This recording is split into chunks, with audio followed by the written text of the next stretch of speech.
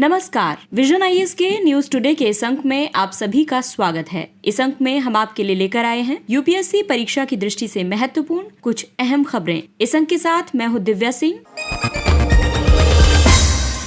आइए सबसे पहले बात करते हैं इस अंक की हेडलाइंस के बारे में। भारतीय रिजर्व बैंक ने सेंट्रल बैंक डिजिटल करेंसी पर कॉन्सेप्ट नोट जारी किया।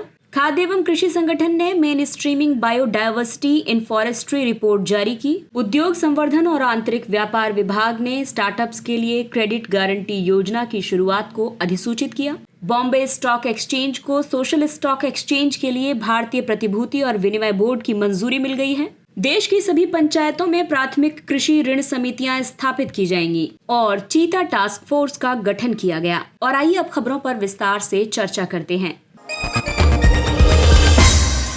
तो इस अंक की सबसे पहली खबर आरबीआई से जुड़ी हुई है। बदलते दौर में डिजिटल मुद्रा काफी प्रचलन में आ गई है और इसीलिए भारतीय रिजर्व बैंक ने सेंट्रल बैंक डिजिटल करेंसी पर कॉन्सेप्ट नोट जारी किया है। इससे पहले भारत सरकार ने वर्ष 2022 के केंद्रीय बजट में सीबीडीसी लॉन्च करने की घोषणा की थी। सेंट्रल बैंक डिजिटल करेंसी केंद्रीय बैंक द्वारा डिजिटल रूप में जारी वैधानिक मुद्रा यानी लीगल टेंडर होगी। इसे ई रूपी डिजिटल रूपी के रूप में प्रस्तुत किया जाएगा। सेंट्रल बैंक डिजिटल करेंसी एक संप्रभु मुद्रा के समान ही है। ये फिएट मनी जैसे कि भारतीय रुपया या फिर अमेरिकी डॉलर के समान है। इसका फिएट मुद्रा के साथ विनिमय किया जा सकता है और ये परिवर्तनीय भी है, यानी कि इसको एक्सचेंज किया जा सकता है। इसे आरबीआई की बैलेंस शीट में लायबिलिटी के रूप में दर्शाया जाता है। सभी नागरिकों, उद्यमों और सरकारी एजेंसियों को इसे भुगतान के माध्यम, वैधानिक मुद्रा और मूल्य के सुरक्षित संग्रह के रूप में स्वीकार करना होगा। ये फंजिबल वैध मुद्रा है। इसके धारकों के पास बैंक खाता होना जरूरी नहीं है। सीबीडीसी को कई आधार पर प्रस्तुत किया जा सकता है, जैसे कि इसको अगर टोकन के आधार पर प्रस्तुत करेंगे तो इस रूप में ये बैंक नोट जैसा कोई साधन होगी, या फिर दूसरा आधार है खाता आधारित प्रणाली। इसमें सीबीडीसी के सभी धारकों के बैलेंस और लेन देन के रिकॉर्ड का रखरखाव शामिल है। अब ये जो डिजिटल करेंसी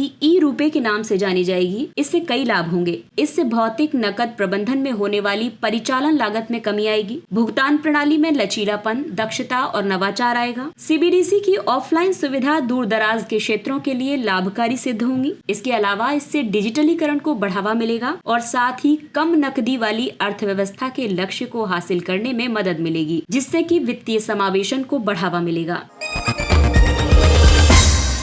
अगली खबर बायोडायवर्सिटी से संबंधित है। खाद्य एवं कृषि संगठन ने main streaming biodiversity in forestry report जारी की है। मेन स्ट्रीमिंग बायोडायवर्सिटी सार्वजनिक और निजी क्षेत्र की प्रमुख संस्थाओं की नीतियों, रणनीतियों और कार्यों में जैव विविधता के विचारों को शामिल करने की प्रक्रिया है। इसका मुख्य उद्देश्य प्राकृतिक संसाधनों के संरक्षण और संधारणीय उपयोग को बढ़ावा देना है। हालांकि जैव विविधता को मुख्य धारा में लाने के समक्ष कई बाधाएं और खतरे हैं। जैसे कि सबसे पहले बात करते हैं निर्वनीकरण की। आपको बता दें कि प्रति वर्ष 10 मिलियन हेक्टेयर की खतरनाक दर से वनों की कटाई की जा रही है। ये वन हानि विशेष रूप से निम्न आय वाले उष्णकटिबंधीय देशों में देखी जा रही है। दूसरी प्रमुख बाधा है वनों में गैर कानूनी गतिविधियां। इसमें कुल इमारती लकड़ी की कटाई का लगभग 15 से 30% गैर कानूनी है। इसके अलावा संरक्षित क्षेत्रों के बाहर स्थित वनों के संरक्षण पर विशेष ध्यान नहीं दिया जा रहा है। अपर्याप्त क्षमता होने की वजह से विकासशील देश वन और जैव विविधता विनियमों को लागू करने में समस्याओं का सामना कर रहे हैं। इसके अलावा संरक्षण गतिविधियों में देशज लोगों और स्थानीय समुदायों की कम भागीदारी है और इसीलिए इस रिपोर्ट में कई सिफारिशें भी प्रस्तुत की गई हैं, जैसे कि देशज लोगों और स्थानीय समुदायों के वन अधिकारों को मान्यता देनी चाहिए। इसके अतिरिक्त उनके साथ लाभों के समान वितरण को भी प्रोत्साहित किया जाना चाहिए। प्राकृतिक वनों को किसी एक प्रजाति विशेष के वन रोपण में बदलने को रोका जाना चाहिए। पादपों और वन्य जीवों के अत्यधिक दोहन को नियंत्रित करने के लिए उपयोग की जाने वाली प्रजातियों का सतत प्रबंधन सुनिश्चित किया जाना चाहिए। साथ ही अन्य भूमि उपयोग वाले क्षेत्रों में जैव विविधता को मुख्य धारा में लाकर बहुक्षेत्रक दृष्टिकोण अपनाया जाना चाहिए और जैव विविधता लाभों को बढ़ावा देने के लिए कम उत्पादन की दशा में मुआवजे जैसे आर्थिक प्रोत्साहन दिए जाने चाहिए। साथ ही कॉर्पोरेट सामाजिक उत्तरदायित्व यानी CSR प्रतिबद्धताओं का लाभ उठाने के लिए बाजार आधारित विकल्पों का सहारा लिया जा सकता है। इसके तहत सार्वजनिक निजी भागीदारी को अपनाना एक उत्तम विकल्प है।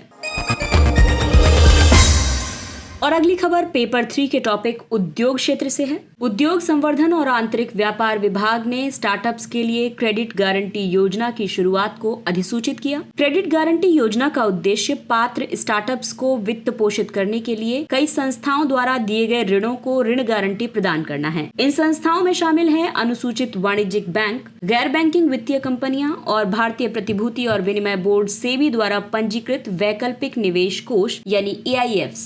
इस योजना की परिकल्पना वर्ष 2016 में स्टार्टअप इंडिया कार्य योजना के तहत की गई थी। क्रेडिट गारंटी कवर लेन देन आधारित और अम्ब्रेला आधारित होगा। लेन देन आधारित गारंटी कवर के संबंध में ऋण देने वाली संस्थाएं एकल पात्र कर्जदार आधार पर गारंटी कवर प्राप्त करती हैं। अम्ब्रेला आधारित गारंटी कवर सेबी के अल्टरनेटिव इन्वेस्टमेंट फंड विनियमों के तहत पंजीकृत वेंचर डेब्ट फंड्स को गारंटी प्रदान करेगा। क्रेडिट गारंटी योजना का संचालन national credit guarantee trustee company limited करेगी। ये योजना स्टार्टअप इंडिया पहल के तहत पहले से संचालित योजनाओं की पूरक होगी। पहले से संचालित योजनाएं हैं स्टार्टअप्स के लिए फंड ऑफ फंड्स योजना और स्टार्टअप इंडिया सीड फंड योजना। स्टार्टअप इंडिया के तहत अन्य कार्यक्रम हैं बौद्धिक संपदा संरक्षण के लिए सहायता, श्रम और पर्यावरण कानूनों के तहत स्वप्रमाणन, 3 वर्षों के लिए आयकर छूट और स्टार्टअप इंडिया हब। भारत में स्टार्टअप इकोसिस्टम की बात करें तो देश में अब तक 75,000 से अधिक स्टार्टअप्स को मान्यता दी जा चुकी है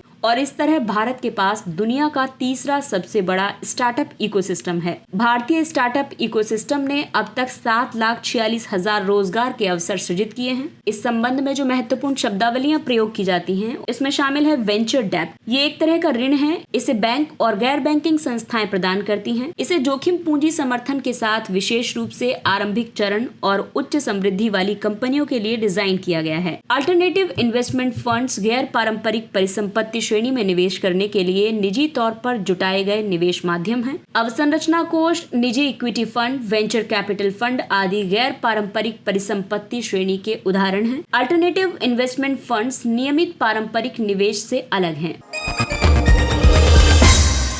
बॉम्बे स्टॉक एक्सचेंज को सोशल स्टॉक एक्सचेंज के लिए भारतीय प्रतिभूति और विनिमय बोर्ड की मंजूरी मिल गई है। सोशल स्टॉक एक्सचेंज एक मंच है। यहाँ निवेशक ऐसे किसी भी सामाजिक उद्यम का शेयर खरीद सकते हैं जिसे आधिकारिक एक्सचेंज द्वारा सत्यापित किया गया है। सामाजिक उद्यम गैर हानि और गैर लाभांश भुगतान करने वाली कंपनियां होती हैं। इन्हें सामाजिक समस्याओं के समाधान के लिए स्थापित किया जाता है। सोशल स्टॉक एक्सचेंज का विचार वित्त मंत्री ने वर्ष 2019-20 के बजट भाषण में दिया था। सोशल स्टॉक एक्सचेंज के लाभ ये हैं कि ये इक्विटी के माध्यम से सामाजिक कार्यों में जन भागीदारी को संभव बनाता है। इससे वंचित लोगों के जीवन को बेहतर बनाने के लिए अतिरिक्त पूंजी जुटाने में मदद मिलती है। ये निजी क्षेत्र की भागीदारी का लाभ उठाकर विकास से जुड़े लक्ष्यों की प्राप्ति में सरकार के प्रयासों में सहयोग करता है। सोशल स्टॉक एक्सचेंज सामाजिक उद्यमों और इम्पैक्ट निवेशकों को एक साझा मंच पर एक साथ लाता है। SSE मानकीकृत रिपोर्टिंग के माध्यम से धन जुटाने के साथ साथ परिचालन संबंधी और वित्तीय जानकारी को सामने ला सकता है। इससे पहले सेबी ने जुलाई 2022 में सोशल स्टॉक एक्सचेंज के लिए नियमों को अधिसूचित किया था। ये नियम सामाजिक उद्यमों को धन जुटाने के लिए अतिरिक्त विकल्प प्रदान करने के लिए जारी किए गए थे। इन नियमों के तहत ऐसे सामाजिक उद्यमों को सोशल स्टॉक एक्सचेंज में भाग लेने के लिए पात्र माना गया है जो गैर लाभकारी संगठन और लाभ अर्जक संगठन होते हैं, साथ ही जिनका प्राथमिक लक्ष्य सामाजिक कार्य और समाज को लाभ पहुंचाना है। इनके तहत 16 व्यापक सामाजिक गतिविधियों की अनुमति दी गई है। इनमें भुखमरी, गरीबी और कुपोषण का उन्मूलन, LGBTQIA+ से संबंधित मुद्दे आदि शामिल हैं। सोशल स्टॉक एक्सचेंज के तहत खुदरा निवेशक, संस्थागत निवेशक, स्वैच्छिक संगठन और सामाजिक उद्यम आते हैं। खुदरा निवेशक इम्पैक्ट जारीकर्ताओं द्वारा प्रस्तावित परियोजनाओं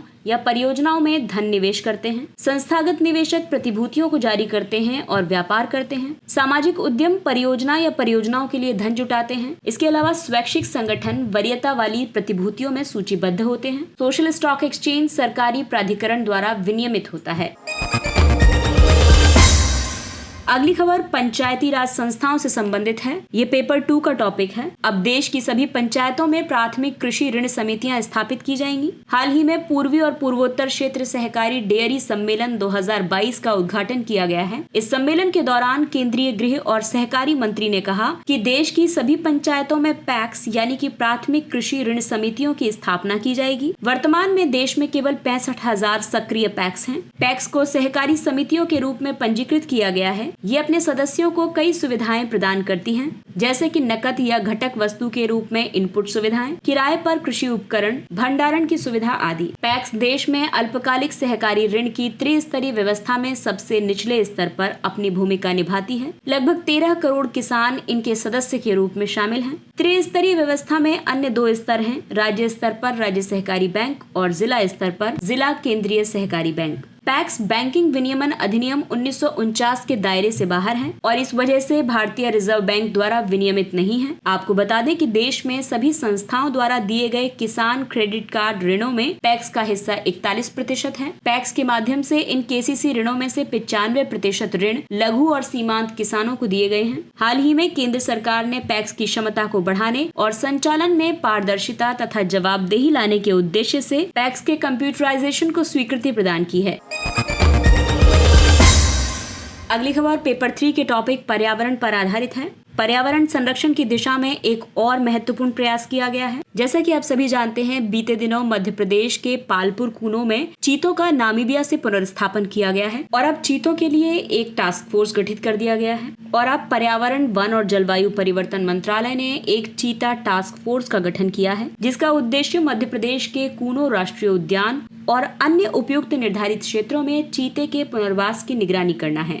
हाल ही में नामीबिया से 5 मादा और 3 नर चीतों को कूनो राष्ट्रीय उद्यान में लाया गया था। इस टास्क फोर्स को जो काम सौंपे गए हैं उनमें शामिल है चीतों के स्वास्थ्य की स्थिति की समीक्षा, प्रगति और निगरानी करना, चीतों के शिकार कौशल और परिवेश के प्रति अनुकूलन की निगरानी करना। इसके अलावा जागरूकता बढ़ाने के लिए चीता मित्रों और स्थानीय समुदायों के साथ नियमित रूप से संपर्क स्थापित करना। राष्ट्रीय बाघ संरक्षण प्राधिकरण चीता टास्क फोर्स के कामकाज को सुगम बनाएगा, साथ ही आवश्यक सहायता प्रदान करेगा। एनटीसीए पर्यावरण, वन और जलवायु परिवर्तन मंत्रालय के तहत एक सांविधिक निकाय है। इसे वन्यजीव संरक्षण अधिनियम 1972 के प्रावधानों के अधीन गठित किया गया है। चीता पुनर्वास का महत्व ये होगा कि इससे जैव विविधता के क्षरण और तेजी से हो रहे नुकसान को रोकने में मदद मिलेगी। साथ ही एक टॉप लेवल के शिकारी को वापस लाने से ऐतिहासिक विकासवादी संतुलन की पुनर्स्थापना होगी और इसकी वजह से पारिस्थितिकी तंत्र के विभिन्न स्तरों पर व्यापक प्रभाव पड़ सकता है। चीते को फिर से बसाकर हम इसके शिकार आधार को बचाने में सक्षम होंगे, क्योंकि इनमें से कुछ प्रजातियां विलुप्ति के कगार पर हैं। साथ ही घास के मैदानों की अन्य लुप्तप्राय प्रजातियों और खुले वन के पारितंत्रों को भी बचाने में समर्थ होंगे।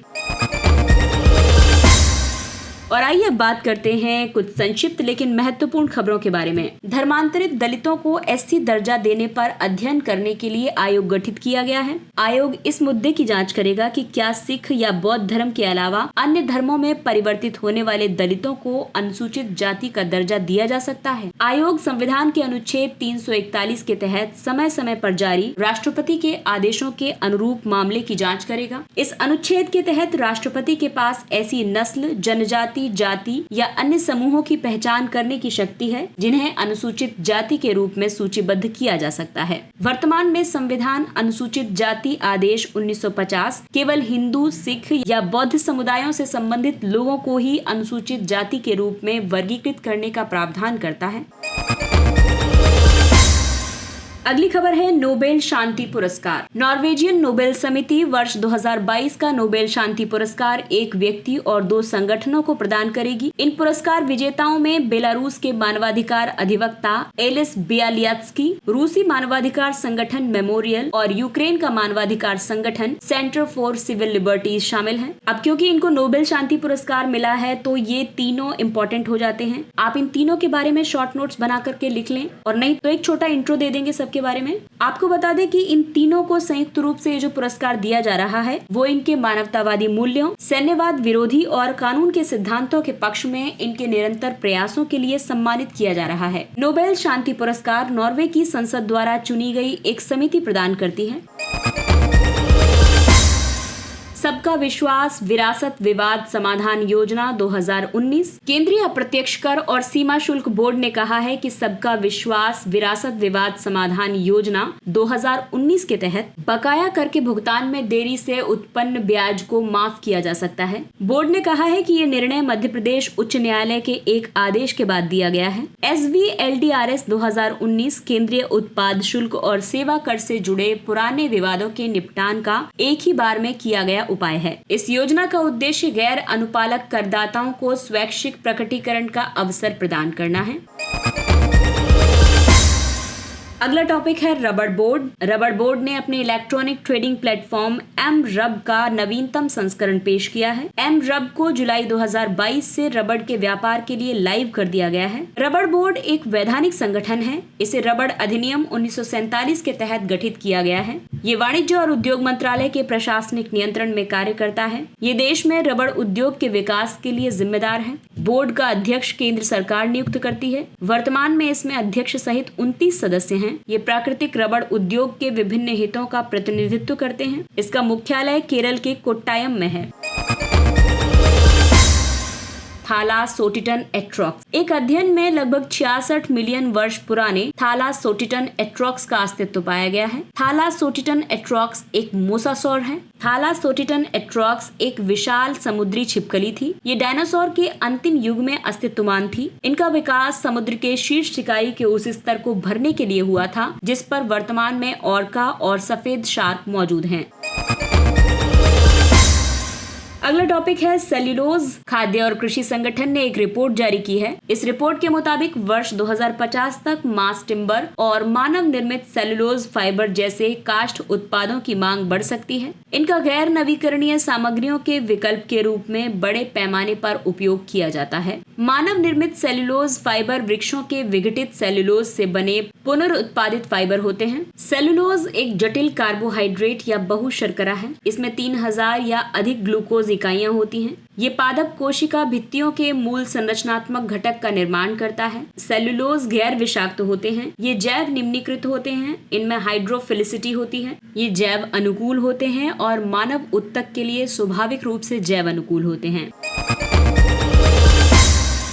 अगला टॉपिक है कोंडा रेड्डी जनजाति। कोंडा रेड्डी जनजाति अपनी रोग प्रतिरोधक क्षमता बढ़ाने के लिए अपने आहार में बांस के प्ररोहों या अंकुरों को शामिल करती है। कोंडा रेड्डी एक पिछड़ा जनजातीय समूह है। इसका अधिवास आंध्र प्रदेश और तेलंगाना राज्यों में है। इस समूह को भारत में पहचाने गए 75 विशेष रूप से कमजोर जनजातीय समूहों में PVTGs के रूप में वर्गीकृत किया गया है। यह समूह वन और पहाड़ी क्षेत्रों में निवास करता है। ये बांस वृक्ष के सभी उत्पादों को संग्रहित करने का हकदार है। आपको बता दें कि बांस लघु वन उपज के रूप में वर्गीकृत किया गया है।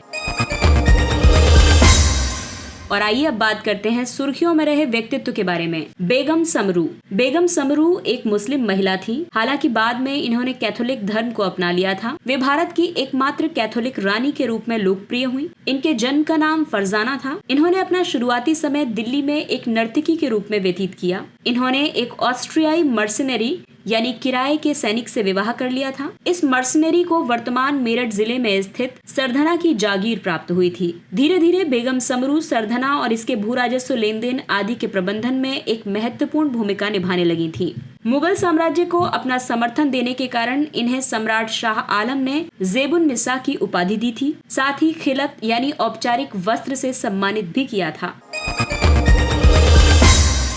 और आइए बात करते हैं सुर्खियों में रहे स्थलों के बारे में। अंगोला, यहाँ की राजधानी लुआंडा है। भारत लंबी अवधि के अनुबंधों पर तरलीकृत प्राकृतिक गैस यानी LNG की खरीद के लिए अंगोला के साथ वार्ता कर रहा है। अंगोला दक्षिण अफ्रीका के पश्चिमी तट पर स्थित है। ये पश्चिम में अटलांटिक महासागर से अपनी सीमा साझा करता है। अंगोला के पड़ोसी देश हैं democratic Republic of Congo, Republic of the Congo, Namibia और जाम्बिया। अंगोला की सबसे ऊंची चोटी मोरो डी मको है। यहाँ पर लौह अयस्क, तांबा, सोना और बॉक्साइट, पेट्रोलियम, हीरे, फॉस्फेट, फेल्डस्पार और यूरेनियम के वाणिज्यिक भंडार शामिल हैं। दूसरा प्रमुख स्थल है अल्जीरिया। यहाँ की राजधानी है अल्जीरियस। भारत लंबी अवधि के अनुबंधों पर तरलीकृत प्राकृतिक गैस की खरीद के लिए अल्जीरिया के साथ भी वार्ता कर रहा है। अल्जीरिया उत्तरी अफ्रीका में अवस्थित है। इस देश में सहारा रेगिस्तान का विस्तार है और इसकी चरम जलवायु का प्रभाव है। ये पूर्व में ट्यूनीशिया और लीबिया, दक्षिण में नाइजर, माली और मॉरिटोनिया, पश्चिम में मोरक्को और पश्चिम सहारा तथा उत्तर में भूमध्य सागर के साथ अपनी सीमाएं साझा करता है। अल्जीरिया के सबसे उत्तरी क्षेत्र को टेल के रूप में जाना जाता है। इसमें मुख्य रूप से एटलस पर्वत स्थित है और इसके दक्षिणी क्षेत्र पर मरुस्थल का विस्तार है। अल्जीरिया की सबसे ऊंची चोटी माउंट ताहत है जो कि 2918 मीटर है। इसके साथ ही ये अंक समाप्त होता है। अगले अंक में फिर मुलाकात होगी कुछ अन्य महत्वपूर्ण खबरों के साथ। तब तक अपना ख्याल रखिए, सुरक्षित दूरी बनाए रखिए, मास्क पहनिए, हाथ और चेहरा साफ रखिए क्योंकि कोरोना अभी पूरी तरह से समाप्त नहीं हुआ है, इसलिए अपनों का और अपना विशेष ध्यान रखें।